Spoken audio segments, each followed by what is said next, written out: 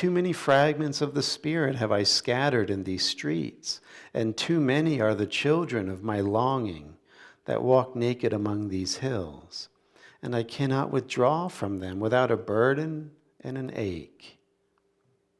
It is not a garment I cast off this day, but a skin that I tear with my own hands.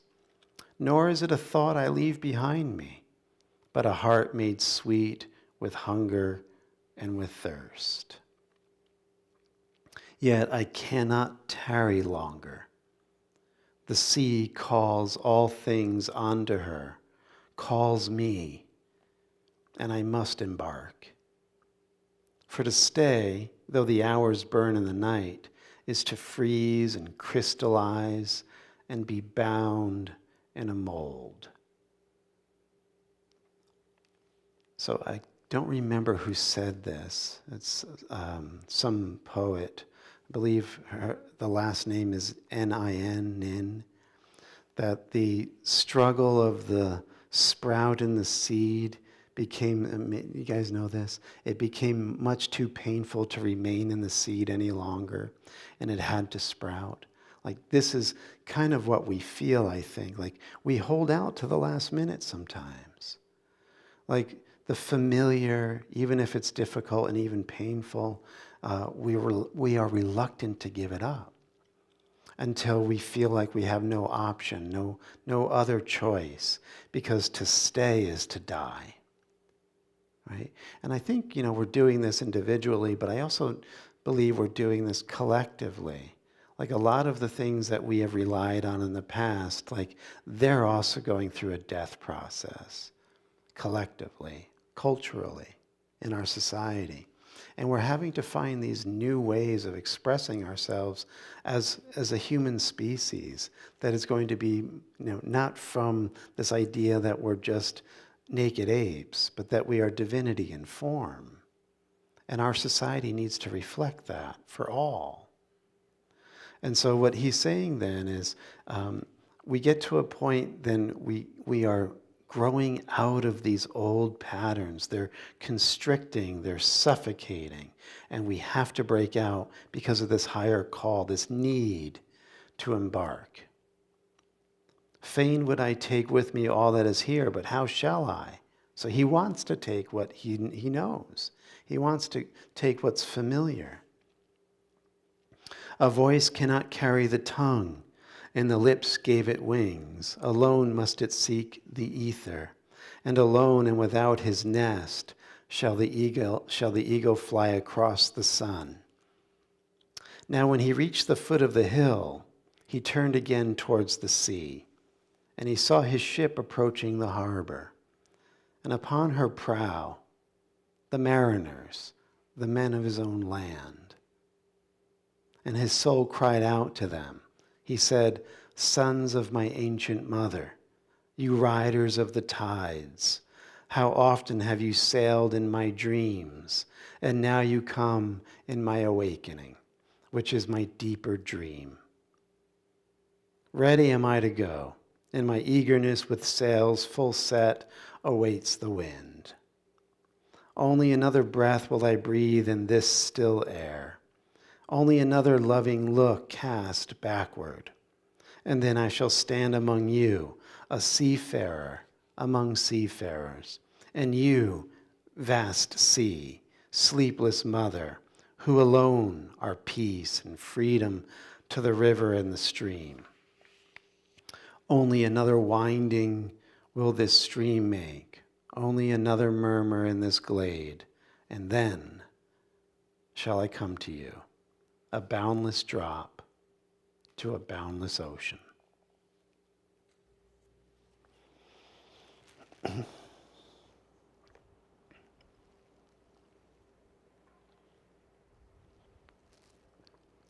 So one of my intentions here, I think, on a Sunday morning is to stir up this deeper awakening that Gibran was just talking about, that we're not at home in the way that life looks to us right now, that we're not at home in limitation and ignorance. And so there's something in us that is stirring, that wants to embark. And so my hope here is to kind of stir up those embers of that hidden divine spark within all of us so it can burn in the night and we can begin to really feel its radiance and its warmth and encourage this growth, accelerate it for all of us, right? And so this is how I think we usher in the new dawn, as Gibran was talking about, that we no longer want to look back because what's emerging is so glorious that we feel encouraged to keep moving forward, knowing that the hope is finally being embodied and fulfilled.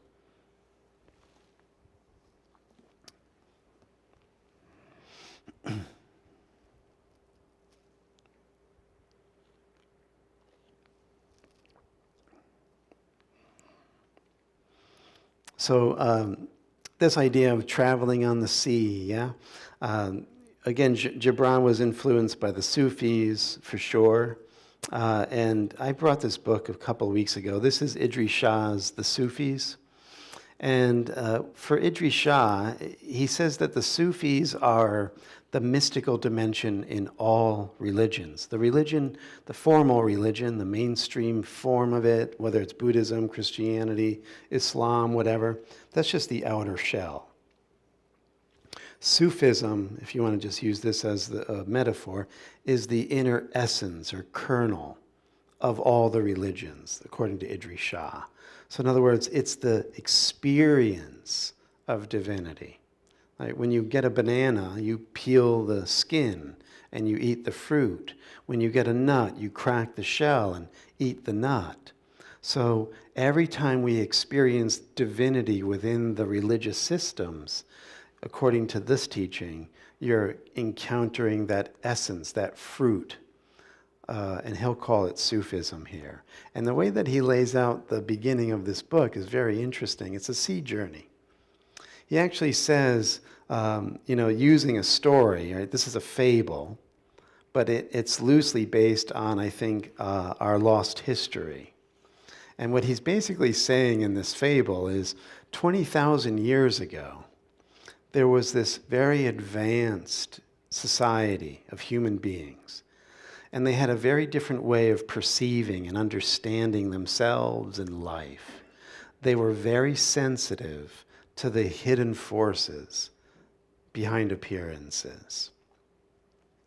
And what started to happen was there were changes coming about in the world. And it was like this knowledge was going to get eclipsed. And so this great leader in the fable begins to prepare another land for his people to go live in. And so he gets them reacclimated. And it says, he found for them a place of refuge, an island whose features were only roughly similar to those of the original homeland. Because of the difference in climate and situation, the immigrants had to undergo a transformation. This made them more physically and mentally adapted to the new circumstances. Coarse perceptions, for instance, were substituted for finer ones, as when the hand of the manual laborer becomes toughened in response to the needs of his calling. In other words, the sensitivity of the psyche, of the inner being, had to get calloused in order to survive in this new homeland, right? It's interesting. I read this book many years ago by Penny Pierce. It's called Frequency. And she does something really amazing in that book. She says that when we first come into the world, most of us are just like beaming love, because there's some kind of residual of knowing our deeper truth or our essence, right, as divinity in form. And so we're beaming love. And when we're very young, we just beam love to everybody. And what happens, according to the story that Penny brings out in her book, is that it's like sonar, that we beam this love, and then if, mom's in the kitchen and she's too busy or she's aggravated and, go play on your own or whatever, we get this kickback. And instead of feeling open because we're beaming love when we're just thinking love's going to beam back at us. We actually get frightened and kind of wounded, so that we're more reluctant to beam love again. In fact, according to the way that this is laid out, the more difficult the environment that we're in, the less loving that it is, the more callous we become. And we shut down. And we close down these finer perceptions. And we harden. And we defend. And we protect. And as a result of this love seed within us is choking, suffocating. It doesn't have its full expression. And so what Idries Shah is saying is, this is kind of what happened to us collectively. And these higher teachings are designed to soften you, to relax you, to heal the woundedness, and to open up this radiant core of love within us so that we can begin to beam it, but now with the mind of maturity, not with the mind of a child. So we will have wisdom, and we will know we're invulnerable, that this love can't die. And even when someone doesn't beam it back, because of our development and our insight and our wisdom, we will still shine, even if they don't. Even if they are harsh and cruel, we will still love, right? The light has been released, and we will never put it back. So this is what these teachings are designed to do. But before this love can blossom within us, Idries Shah actually tells this story of how in the calloused and closed off society, we had become completely amnesiac. We had completely forgotten this love. And we fell asleep in these ideas of materialism, for one, which began to deny that there was this homeland, that there is no other place to get. We've cut ourselves off from God. We've murdered God in our own mind. We've lost our moorings. We've cut the chain that bound us to the sun, the great central being. And we're drifting, like Nietzsche said, sideways and backward. We don't have any direction. So this is where Idries Shah is going right now. And it says that eventually in society, this whole idea of the ship and the journey across the ocean, like Khalil Gibran was talking about, it becomes this pejorative idea. He's literally saying this. He says, in this new way of thinking that denies the reality of spirit, this is what ship means. Like he goes really, into this fable. He says, 2 entries in the Great Island Universal Encyclopedia show us how the process worked, distilling their wisdom from the only mental nutrition available to them. The island's savants produced, in all honesty, this kind of truth. Ship in the encyclopedia, right? Ship in the encyclopedia means displeasing. An imaginary vehicle in which imposters and deceivers have claimed it possible to cross the water, now scientifically established as an absurdity.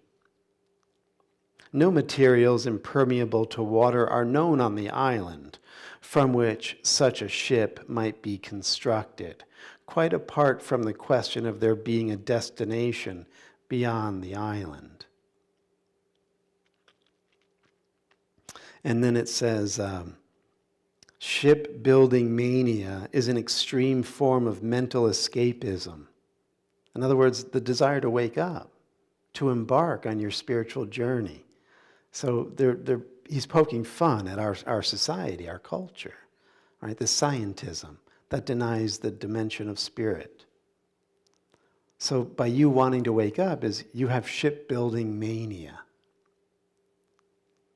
It's an extreme form of mental escapism. The only reason why you have mania to want to wake up and know the spirit is because you're still a little immature. You're not very bright. You weren't educated, right? You're superstitious. You still believe in Santa Claus and the Easter Bunny kind of a thing, right? Don't we get this? And then the idea of swimming, right, which is literally the embodying of the esoteric teaching, where you begin to go into these higher ranges of reality or perception, right? You're swimming in the superconscious. That's what it says. Swimming, in the encyclopedia, is unpleasant. Supposedly a method of propelling the body through water without drowning, generally for the purpose of reaching a place outside the island. The student of this unpleasant art had to submit himself to a grotesque ritual. In the first lesson, he had to prostrate himself on the ground and move his arms and legs in response to the commands of an instructor.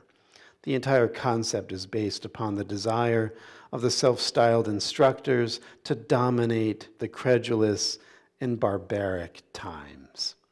Right? So all of this is ridiculed, right? The idea that you could go beyond being a physical body is mental escapism, right? So, of course, we know that's just not the case. And if we do have the courage to want to open up to this higher truth, we will seek a teaching or a teacher. And this is how Idries Shah ends this section. It's hilarious.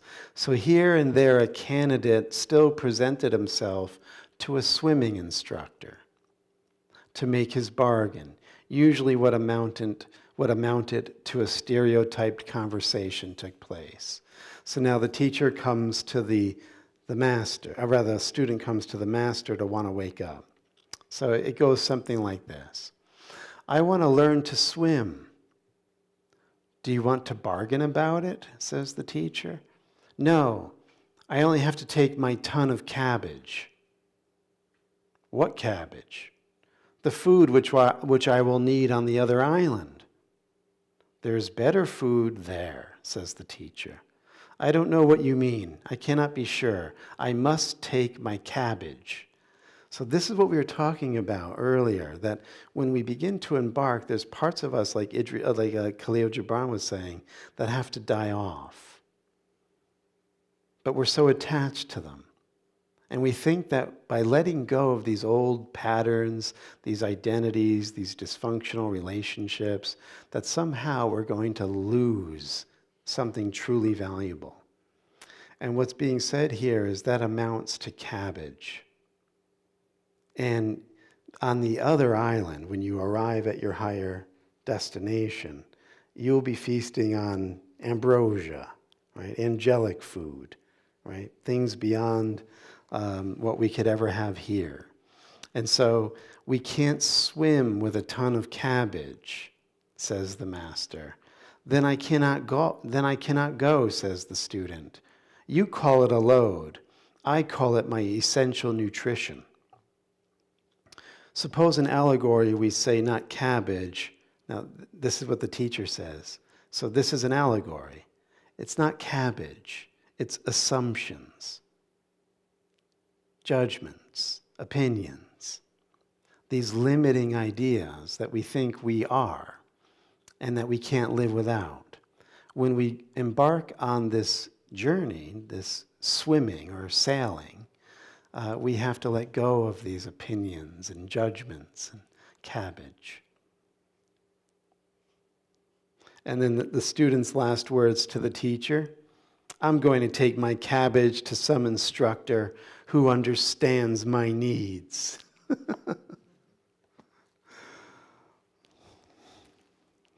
That reminds me of the quote from Hafez, where he says, a fake seeker loves a fake master. Right? A fake seeker wants to keep his cabbage. So he'll find a master that says, you can keep your cabbage.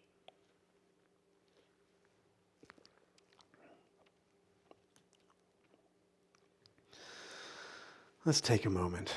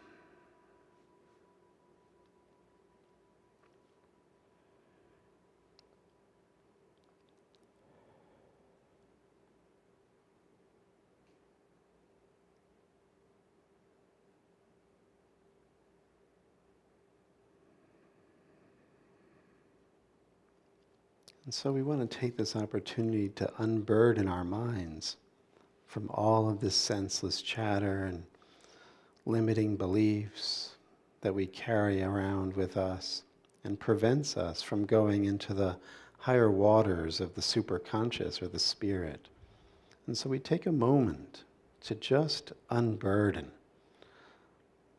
We surrender our opinions and our ideas and our assumptions at the feet of the teacher within.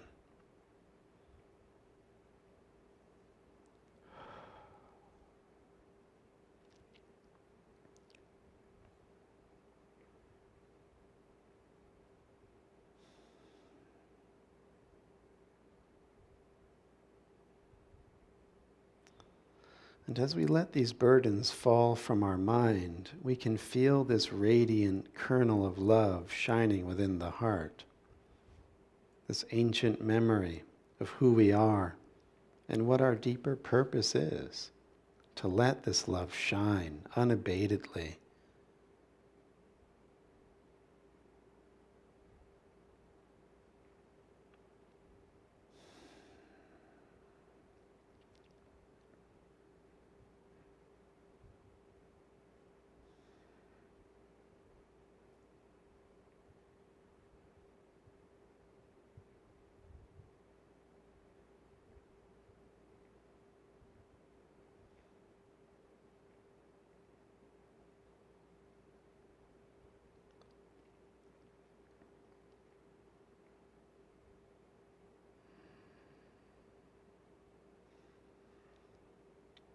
And we ask the teacher within to remove any obstacles, any blocks, any traumas, any fears, any anxieties that still want to hold back and choke the light from shining and being all that we are.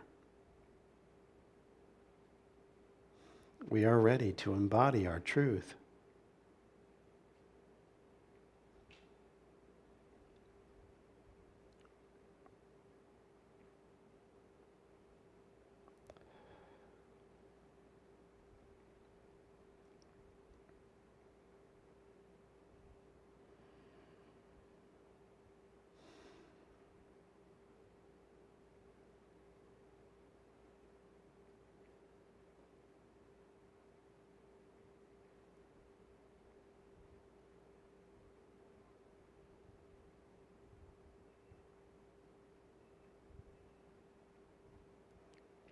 So it is.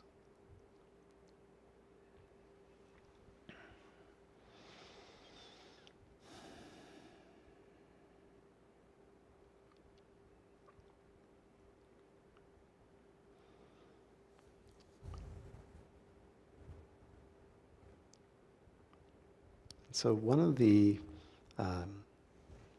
often what are some of the symptoms of being on this authentic path of waking up is you kind of, at least temporarily, separate yourself from the crowds, right? From the mass, from the herds. And, we sometimes have this sense of isolation or feeling a little alien or not related to the general population or even our own family. And that's something that must be born and accepted and eventually overcome. And the other thing that also happens, I speak from experience and also from some of the stories that are coming to mind that I might want to share with you from the New Testament especially here, is that when you do separate off from the crowds and you're wanting to awaken that divine presence within, the storms come. It's almost like when you get onto this path of really dealing with your own unconscious and wanting to understand who you really are, that you open Pandora's box and things really begin to hit the fan sometimes. And it seems as if this path of peace is first much the path of chaos and unsettledness and unrest and deeper concerns that now you've lost your moorings of the familiar and you're entering these dark waters of the unconscious, and you're having to wrestle with these parts of yourself. And the dawn hasn't come yet, and we don't know if it ever will, sometimes it feels like. So there's this story in the Gospel of Matthew where they separate from the crowd, the disciples, and they're on their little skiff on the Sea of Galilee, and the storms come. And these are those lower waters that we were talking about. These are the waters of passion and emotion and fear and anxiety that are really sometimes gripping the personality. And the disciples don't know what to do. They're in a total panic. And all that they can do is see what's going on around them and outside them. And what they're feeling is just total helplessness and hopelessness. And then it says that asleep in the hull of the ship was the Christ. And so it says that they all turned and went to the hull of the ship and woke him up. And when he awakened, he stood up and said, "Peace, be still." And the winds and the waves had calmed, and they were immediately at the other shore, it says, right? So this is what we get. Also, we're going to be talking about this in the Bhagavad Gita class on Wednesday, that we start out as this desire soul. The Gita calls the Kama Atmanaha, this soul of desire, this soul that wants to get and possess and enjoy. But it's always within the storms of life, the ups and downs of life. This desire soul is never satisfied, nor is it ever stable, and nor is it ever completely at peace and free of anxiety. And so what Krishna is saying in the Gita is very much what we're getting in the gospel story. And that is, you have to draw your attention back into the boat. So your body is the vessel, right? Your body's the boat. And the disciples had this outward going way of thinking and acting in life. Everything was happening outside them. And their attention was always given to the objects of sense, right? And as a result of always dealing with these outward going currents of consciousness, we are never, like we were seeing with the Sufis, we're callous and cut off from these very subtle, quieter spaces within our inner heart, where the Christ is sleeping. And so we actually have to learn how to control the senses and the outward going currents of the mind and redirect them. And Krishna gives the image in the Gita of a tortoise drawing in its limbs. So these outward going energies that dissipate our vital force need to be drawn in. And as we draw them in and we get very quiet and still, these sense currents that were lighting up the world of the objects, the outer world, will actually now be repurposed and will light up the inner world of the subtle objects and forces and sensations of the psyche. And we will have this ability to shed our calluses and begin to intuitively feel and be sensitive to these inner currents that take us to the hull of our ship. And it's this hull of the ship where it's the Christ asleep, or in the case of the Gita, it's the jiva. The jiva is the spark of the spirit soul. And it is part and parcel of God. It is God dwelling within us, just like Christ is dwelling in the ship. And as we become one-pointed and focused on awakening this presence within our life, it will rise up and come to the front of our ship. And then the senses will be directed by the Christ mind. And the storms of life will be stilled because we're no longer in this cacophony of voices, right? You have 7 or 8 disciples in the boat and they're all freaking out. These are all parts of ourself. They're not unified. So when we're in the desire soul, we have no inner unity or center. And so the need is to become increasingly one-pointed, focused entirely to surrendering to God. And then that gets us into that narrow gate. And then we find that everything we wanted, that we desired, we thought it was going to be cabbage that we needed. And it's ambrosia in the center of our own being. So this is, again, the paradox of this journey. And speaking of it just personally, it's very challenging at times to continue on with this faith and this trust and this willingness to know that by letting myself become completely surrendered, I will get everything I truly desire. Right? This is where you have your inner challenges and your inner struggles, and this is why group work is so important. We come together on a Sunday morning, we share these teachings, but I would encourage you in whatever way that looks for you. We offer classes, whatever. I'm not trying to peddle anything, but by engaging in these deeper studies with a group, and then get along with friends that you can share this with. Don't do this alone. Because once you find those partners that can speak your language, this can accelerate even more, right? And the teachings become clearer and more realizable, experiential.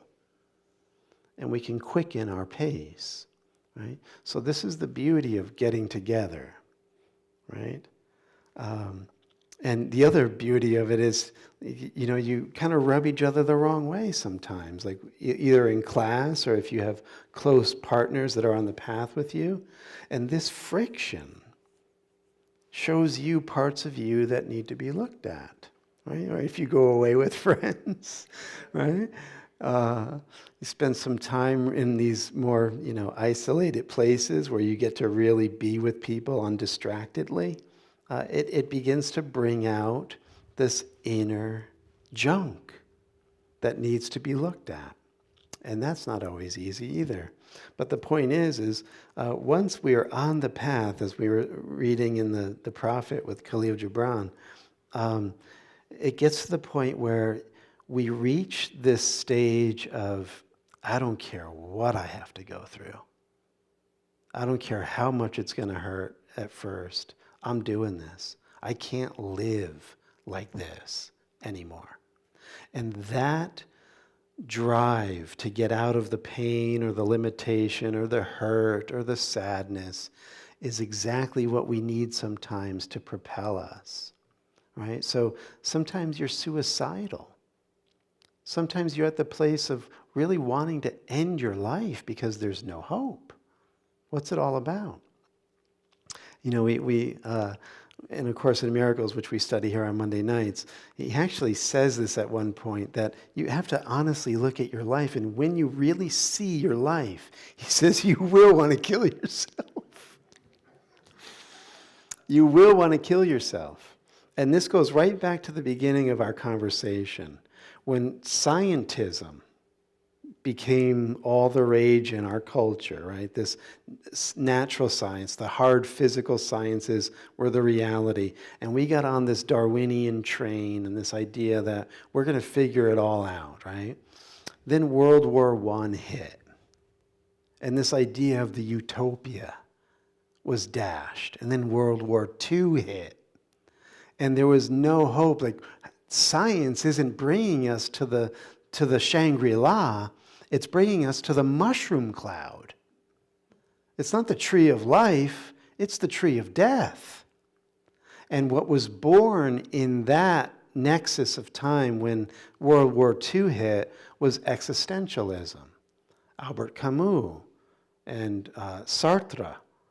And this was the idea that you're nauseous, you're in despair, you have angst, because you actually see what's going on now.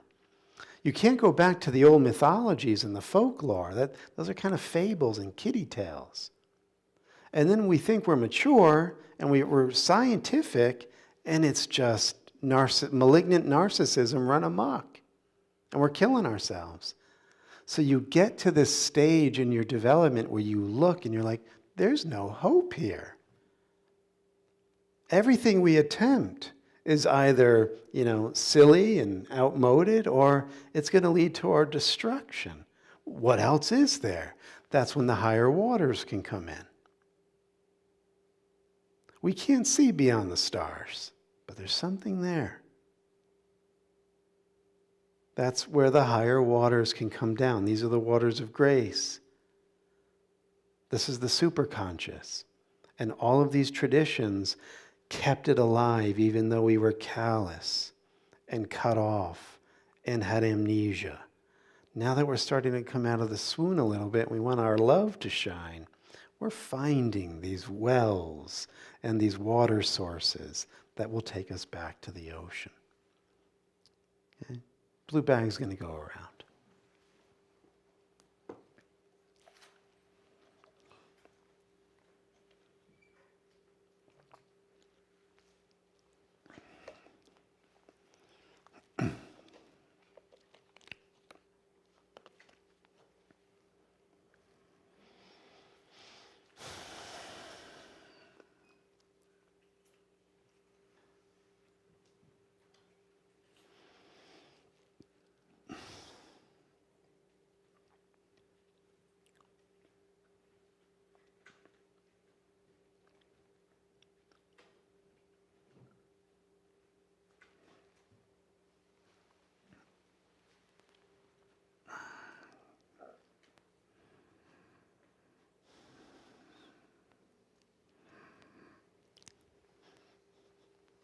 We bless the offering, we charge it with the intention that it bring in this higher knowledge so that all beings may be happy and free. And so it is. Amen. All right, my friends, let's rise and seal the deal.